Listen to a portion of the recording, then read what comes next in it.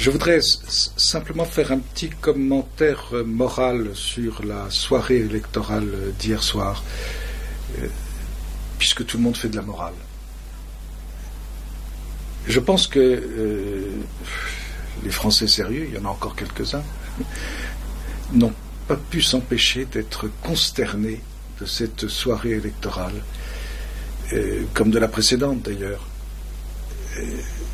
Voilà des hommes politiques qui sont sur les plateaux de télévision ou sur les plateaux des radios et qui font des commentaires. Et à aucun moment il y en a eu un seul qui se soit un tout petit peu distingué par un discours de fond. On était toujours dans la querelle partisane. Remarquez, la plupart des phrases commencent par moi je, moi je, moi je.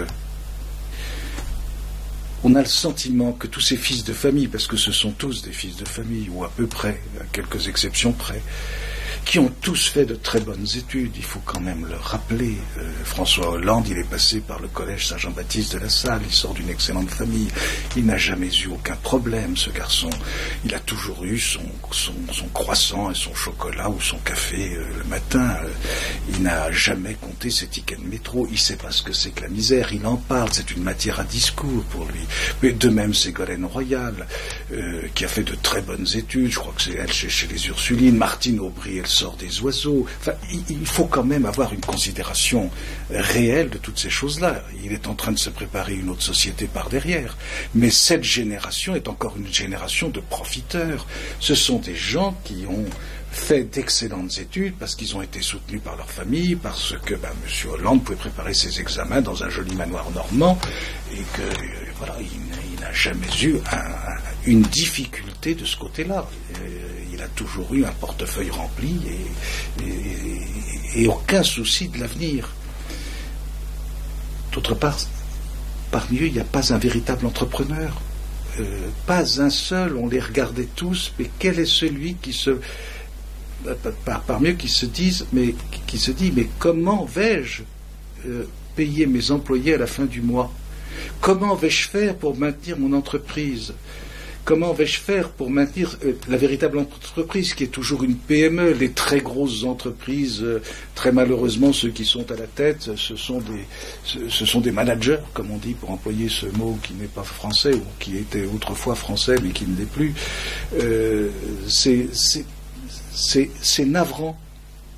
Et donc, on n'a affaire qu'à des hommes occupés de leur carrière et qui se donnent.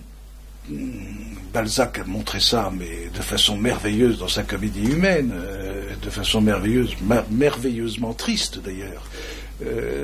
C'est que, parce qu'il voyait cette société née de la Révolution et il en voyait les effets, il le projetait déjà dans l'avenir. Nous avons affaire à des hommes qui n'ont de soucis que d'eux-mêmes.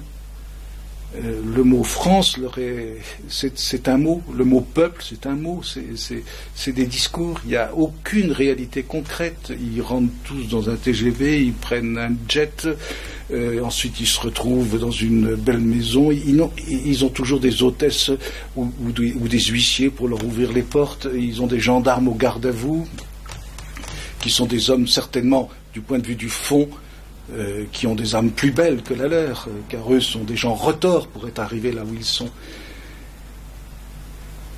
Ces considérations morales sont importantes parce que ça fait comprendre la crise dans laquelle nous sommes. Et ces gens-là sont très très responsables, beaucoup plus responsables que les autres, puisque, comme je le souligne, ils appartiennent tous à d'excellentes familles, ils se sont tous arrangés pour avoir des profils de carrière sans aucun souci matériel, avec toujours la certitude d'avoir en fin de mois quelque chose qui tombe sur leur compte et n'effectuant pas de travail véritable, puisqu'ils ne font que de la politique. Donc c'est tout le temps des réunions, c'est tout le temps de la discussion, et c'est tout le temps des combats pour affirmer sa personnalité, donc des moi je, et c'est moi qui vais faire la motion d'unité, c'est moi qui vais faire la motion d'ensemble, Et les mots ne leur viennent qu'en fonction des cours qu'ils ont suivis, qui étaient déjà tous idéologiquement orientés, car ils ont tous compris dans quel sens ils devaient aller, même les chefs de l'UMP. Et on voit bien que l'on va vers des querelles, mais épouvantables. À gauche encore sont-ils tenus par un semblant de nécessité de s'entendre pour se partager le gâteau.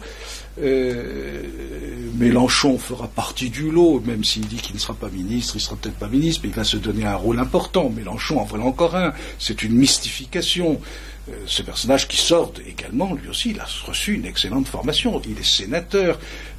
On n'a jamais su que M. Mélenchon, que l'on ait reçu chez lui un SDF, qu'il ait partagé son repas, sa table, ses restaurants, son lit, sa cuisine, son salon avec les gens de la véritable pauvreté. Si Mélenchon était un Saint-Vincent-de-Paul, ça se saurait. Il ne l'est pas. Aucun d'entre eux. Ce sont des gens qui ne pensent qu'à eux, qu'à leur carrière.